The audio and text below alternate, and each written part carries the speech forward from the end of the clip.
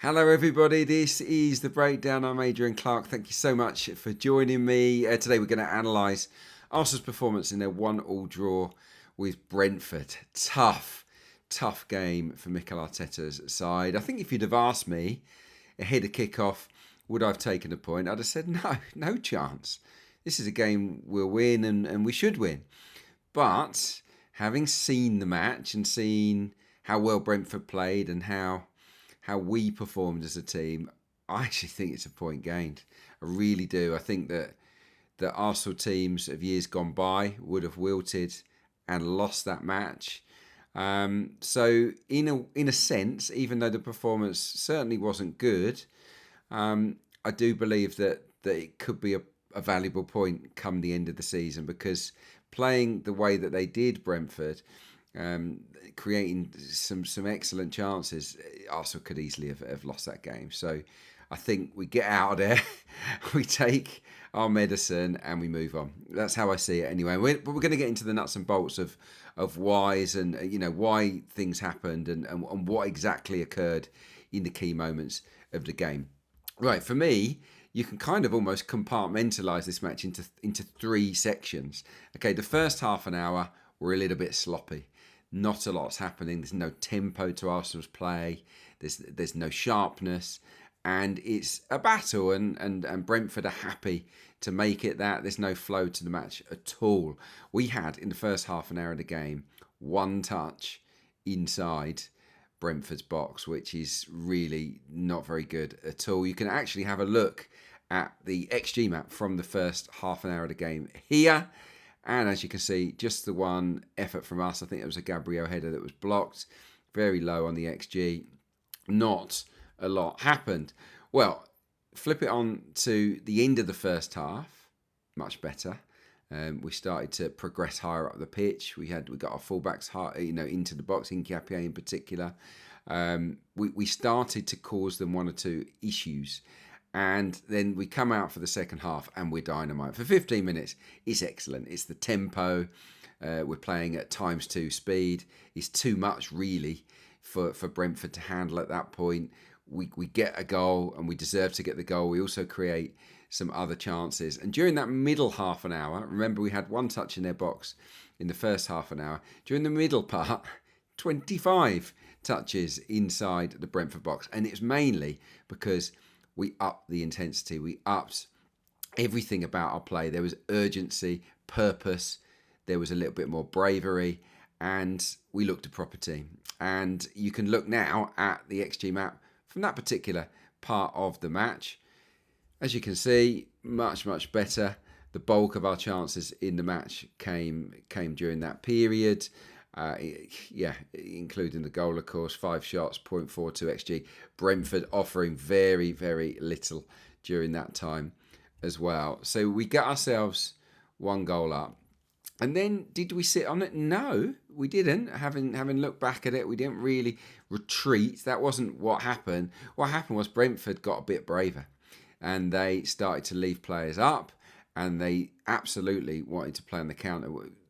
We kind of fell into their trap a little bit by going for the second in some ways, being a little bit naive, committing a lot of bodies forward, and they were missing us out and causing us big problems. And we really didn't offer up much at all. In the final half an hour, obviously plus injury time, just 6 touches in the Brentford box. So it went 1, 25, 6. So there you see exactly what I'm talking about. Let's look at the XG map from that final half an hour as well. Here you go. And look, from our point of view, I mean, I don't know how that Martinelli chance is 0.08. Really don't get that at all. But that's what they have it down as at Opta. But look at Brentford, 1.05 XG, 8 shots, all in the final half an hour of the match. So it was a real tough watch, wasn't it, towards the end of proceedings. There's no doubt about that. Look, in the end, Arsenal only had 7 attempts on goal. It was our lowest in a single match in the Premier League this season. It was our 3rd lowest XG as well. We really didn't find much of a flow, apart from, I would say, between sort of 45 minutes and 60 minutes. We kind of lacked a bit of bravery as well. Brentford got in our face. That was the tactic. They went touch tight, didn't they? They pressed us all over the pitch, particularly out wide. They got really tight to Madueke, to Trossard and all those guys. And they found it, or we found it really hard to wriggle away from them and to shake them off. We only made 3 successful dribbles in this game. That's a joint low this season. So yeah, that side of our game could certainly be better. But I think sometimes you've got to give credit to the opposition. Right, let's look at some of the key incidents. There were 2 big misses, which we really do have to cover, especially, not least because the build-ups were interesting as well. The first one, of course, was a sort of half chance for Victor Gyökeres in the end that I think Rice should have taken on. But let's revisit that opportunity because we were 1-0 up at the time. Martin Ødegaard wins the ball with a fantastic turnover. He's been excellent since he came on. And this is where we're at. Okay, so Ødegaard wins it. And look, can he play a right foot pass there into space for Gyökeres? He doesn't even really think about it. He doesn't use his right foot as often as his left, of course. Gyökeres, for his part, actually didn't exactly explode into what I think is a big piece of, big patch of empty grass. It looks really easy there, but he turns that down. He goes down the line and he cuts it back to Declan Rice. And for me, with the red arrow there, Declan Rice can sweep that home, one touch, right-footed into the bottom corner, a la his goal at Bournemouth. He's very, very good at that kind of finish. I've circled there Michael Coyote, the right-back, the guy with a long throw, because he's miles away from Gyökeres. And what happens, of course, is Rice turns the shot down, he takes a touch, tries to slip in Gyökeres, who did spin off his marker, and look at the run. The recovery run from Coyote was absolutely phenomenal. So, that was a chance that we lost. I think Declan Rice, if he had another go, would certainly try and sweep that into the bottom corner. I also think Ødegaard should really have attempted initially to give it to Gyökeres. That wasn't the big chance, though. I think you all know what the big chance was. Deep into injury time. Can Arsenal go and win the game? Well, it's a brilliant opportunity, isn't it? It became an end-to-end basketball game towards the latter stages, and we had our big moment. And yeah, it was an opportunity that I hope we don't regret come the end of the season. Let's remind ourselves of how it came about. We sort of hook the ball clear. It comes up to Victor Gyökeres, and then he produces a beautiful little lobbed pass over the top, doesn't he?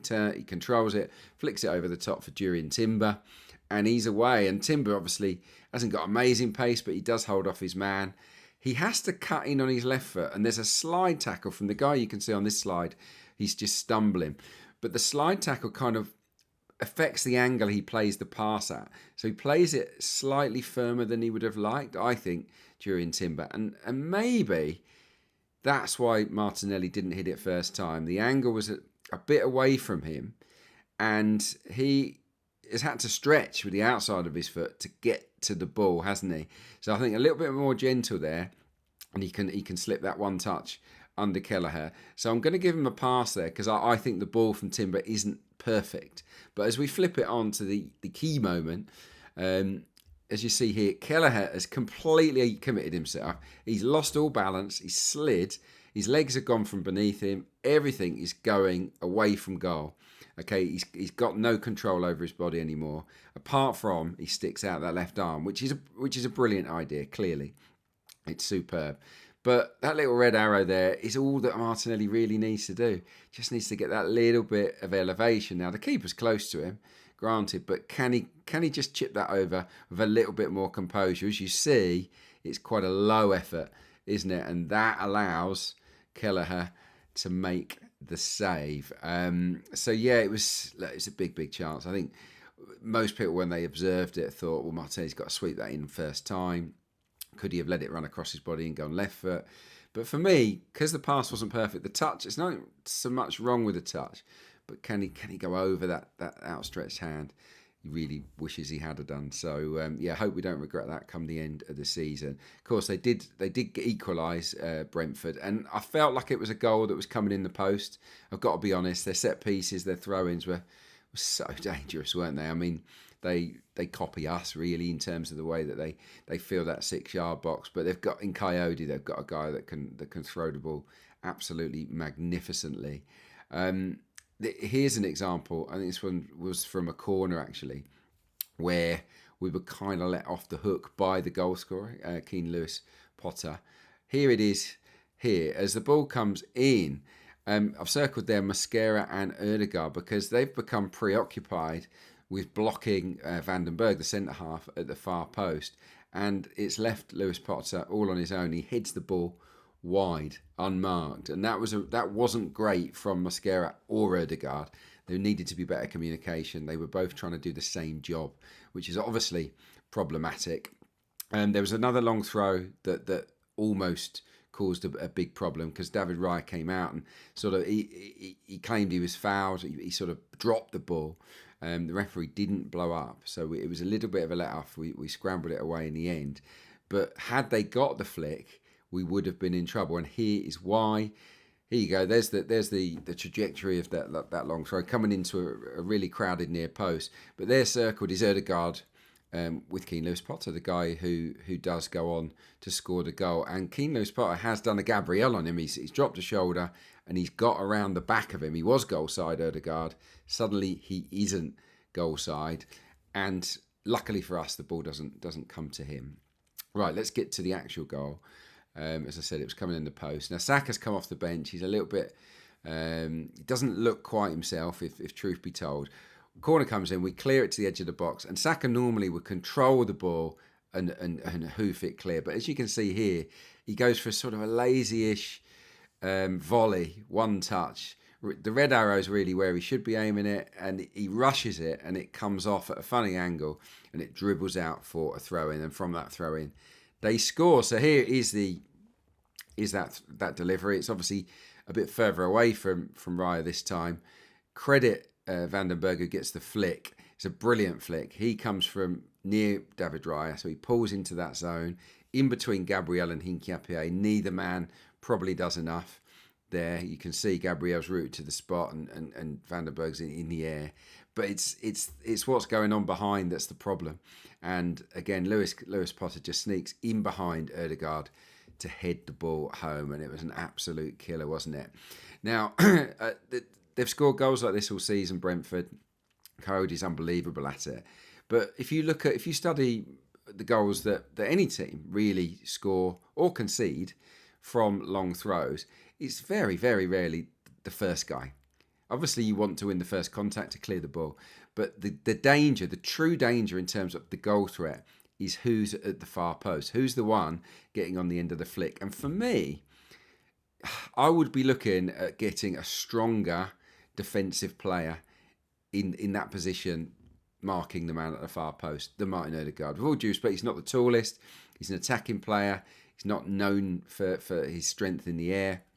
I think, moving forwards, against teams that have long throws, we're better off putting a stronger defensive presence in case it comes to the second ball, because forwards switch off. I used to be a winger and I would have hated to have played that role. I remember Garnacho's cost Chelsea a few goals this season doing that exactly at the far post. For me, I think you need a really a sensible, tuned in, someone who would say that they're a really good man marker. I want to see that at the far post just in case that flick comes, because the goal threat is coming from that part of the pitch. Right, late on in the game, as I've outlined, Brentford causes all sorts of problems on the break. And I want to explain why. I do think that from our end, sort of in pursuit of a winner, without really threatening, we didn't make good decisions. We allowed ourselves to be a little bit rushed. I think we were flustered by Brentford's style of play, by their aggression, their hostility a little bit.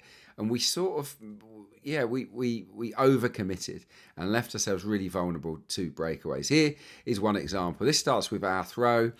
we mess around with it down on that far side. We lose the ball and they play out. And as you can see circled, every outfield player, apart from the two centre-backs, are committed high up the pitch. And all it takes is one pass and we are in trouble. There is the pass over the top. Gabriel's even pushed on pretty high. So it's a one-on-one with Mosquera against Igor Thiago, who is a very dangerous player. Thiago does a Robert Pires on him, flicks it the other side, and he's in. And then we see this, don't we? One of the tackles or blocks of the season so far. Absolutely magnificent recovery from Mosquera. So kudos to him for that. But the way we left ourselves open was maybe a touch naive. Here's another example. This particular breakaway ended with Gabriel Magalhaes blocking with his face. You might remember that from a Coyote shot. This is how it came about. They cleared the ball up the sides, and Jurrien Timber, and we're 1-0 up at this point, he is very eager to go and win the ball. He wants to win the ball, and he does win the ball. Does excellently. He nips in, but then his touch is heavy. And he tries to play a pass inside. He's not in control of it. And he gives the ball away, and it takes out Zubimendi. It takes out Rice. And there's a big, huge inviting hole for Jensen to stride up the pitch. He feeds it to Coyote. Coyote shoots, and it ends with that fantastic block from Gabriel Magalhaes. Here is another example of where Brentford causes big problems. Again, it's a clearance up the line. We've got a 2-on-1. We've got Big Gabby and Mosquera up against Igor Thiago.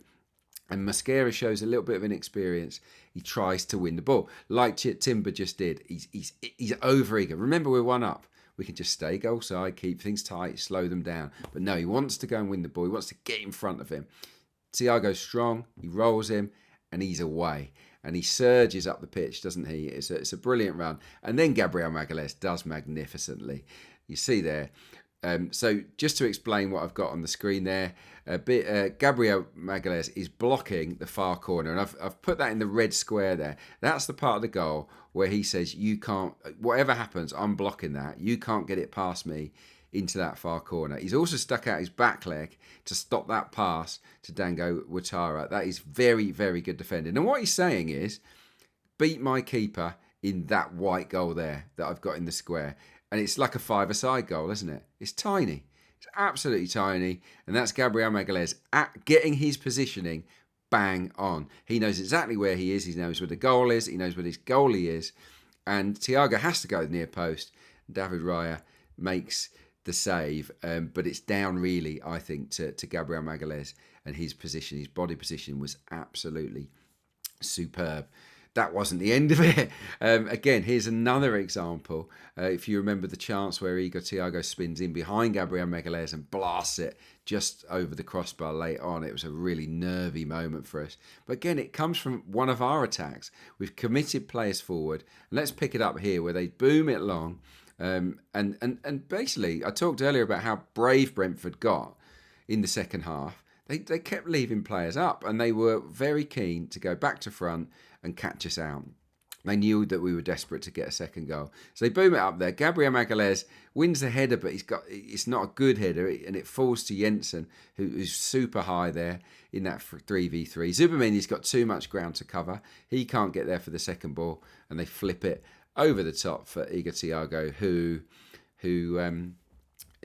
should probably hit the target. So look, I just think when you add up the big chances, the dangerous moments they had, compare it with us, I think 1 apiece is a result we should probably take and accept and move on from. Can we play better? Yes, absolutely. We need to be calmer. We need to be more clinical. We need to play with the intensity that we saw in that 45-minute to 60-minute period. We need to play at that level for most of the game, and we didn't. So yeah, there's loads and loads of lessons to be learned from this game, but hopefully you found that part of the analysis quite interesting. I haven't obviously spoken about the goal we scored.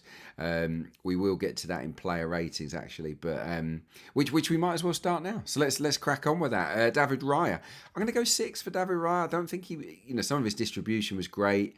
He made 2 superb saves, really did. The one we've just seen. The other one was from Thiago as well. But he looked a bit flappy, I think, from the set pieces and throw-ins. And yeah, he didn't look his usual calm self. Let's remind ourselves of his error, actually, that could have been very costly in the first half. Because I can't believe this. Here you go. I still can't get my head around how David Raya wants to roll that out to Declan Rice. I get that he gets it and he wants to release Rice, but he's looking right at the Brentford player. I cannot quite believe that he tried to do that, but we get away with it. They cross it in. He makes a fantastic save. He did atone for that crazy mistake, really. Right back Timber, I'm going to give him a 6. Looked a bit jaded. Obviously, he made a great run towards the end of the game, but in general he wasn't quite himself, so only a 6 for him.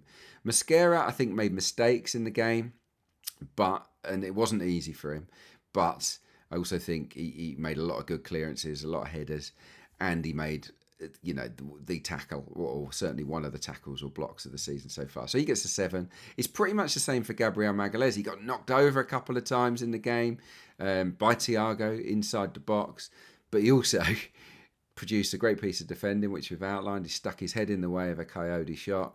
So I'm going to give him a 7. I also will give Hincapié a 7. Got an assist. There was another cross, of course, that almost caused a goal, and he won 7 of 9 duels. We can briefly show you that goal. I mean, you've all seen it, but it was a lovely ball in, wasn't it, from Hincapié to Noni Madueke, who climbs. Look how early he's got into the air there, Hincapié. That is not Hincapié, Madueke. He's up so early over the smaller man, Rico Henry. And it's a brilliant header back where it came from. It's a centre forwards header. Fantastic finish from Noni Madueke. Let's have a look at the other chance for Victor Gyökeres that Hincapié created. I thought he was much better going forward today or yesterday.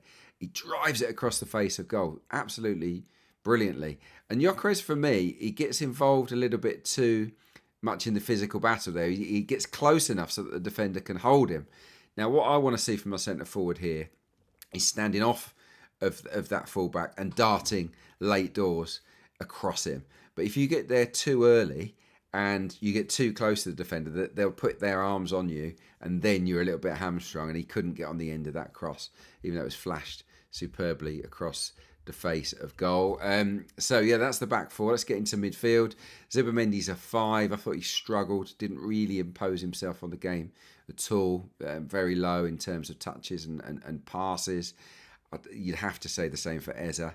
I would probably have done the same as Mikel Arteta and taken him off at half time. He just didn't. He just sort of floated around the pitch without showing that drive and energy and intensity. An initiative really to go and hurt the opposition. If you're going to play that role, you have to want the ball a lot more. When you get it, you've got to drive at the opposition. So it's a 5 for Zubimendi and a 5 for Eza. Declan Rice is the complete opposite. He's my main man. He gets an 8. He regained possession for the team 7 times. He made more passes than anyone else by a distance. He set up 3 chances. And he produced a magnificent interception. I haven't even analysed this, but we'll get it up on the screen now, the end of it. This was another breakaway where we sort of we all squeeze over to the left. They break into the empty left back space. Rico Henry surges up the field. Releases Ouattara, who cuts the ball back for the on-rushing Damsgaard. It's probably going to be a goal. And then look at Declan Rice there. You know, he sees it early and he sprints in and he times that interception to perfection. Absolutely outstanding from Declan Rice. It was terrific. Again, right into the forwards. Madueke 7, scored a good goal. Didn't think in general play he was brilliant. Struggled to get around Rico Henry with his dribbles, but because he scored, he gets a 7. Trossard's a 6 for me. Neat and tidy, but didn't really impact the game enough. And Gyökeres, I'm going to give a 7 to. A lot of people probably would go lower, but I'm not going to. I think he's improving big time in terms of the way he receives passes. He wants it, give it to me. He holds it, he flicks it. Made some good channel runs as well during the game. And of course, he flicked in Timber for that chance at the end. I thought he had a good game, even though it was a difficult evening for all of the Arsenal players. So Gyökeres gets a 7. As for the subs, Ødegaard 6. I thought he was on course to be an 8 for that 15-minute spell. He injected. He was miles better than Eza. He injected more life. There was a little scoopy pass. He made things happen. He won the ball in the final third. I think he had 18 passes in his little cameo to Eza's 11. He also won possession high up the pitch a couple of times. But he did lose his man for the goal. And after he got injured, it didn't look the same, did he? So just a 6 for him. Calafiori's a 6. Not much to report on him. Martinelli's a 5 because of that miss. It's a big moment. And Saka is a 5 as well. I mean, he really didn't look right. He didn't have any touches. We didn't get the ball to feet. He looked tentative, and I never say that about Saka. I just think maybe he wasn't ready to come on in a game like that after obviously suffering that injury. So I hope he's okay. But it was not the best substitute performance from Saka. As for Mikel Arteta, 6, I think, because you got to look at the organisation and the way we left ourselves vulnerable to those breakaways and say, could he have done something about that? in the second half. He might regret the substitutions because they didn't really come off, did they? But he was okay, but it wasn't the gaffer's best day, and it wasn't Arsenal's best day. Certainly wasn't the best performance, but in the grand scheme of things, given how much Brentford threw at us in that game, I don't think a point is bad at all, and we move on and hopefully beat Wigan at the weekend, and then go and win 2 games away from home at places where teams have won a lot away from home this season. At Molineux against Wolves, got to win that, and then the North London derby and Spurs. Obviously, they'll be up for it big time, but at home they've struggled so badly, and we really should go there and win again. So it piles on the pressure, but look. The whole thing with City, by the way, and because City are applying the pressure, I do feel that people are getting overly worried. In title-winning seasons, there's always pressure. No one has a serene run at it from January to May. It just doesn't happen. And most title-winning teams have the odd off day and they drop points. So let's not overreact, if we can, to little setbacks like this. Hopefully, we will learn from it and go on a nice, long winning run that puts some distance between ourselves and the chasing pack. That's all from me for today. I hope you've enjoyed the breakdown. Thank you so much for the likes. Thank you for the follows, the subscribing, and for all the brilliant messages as well. I love reading them, and I will try to get back to as many of you as I can. So for now, it's bye from me. I'll see you after Wigan.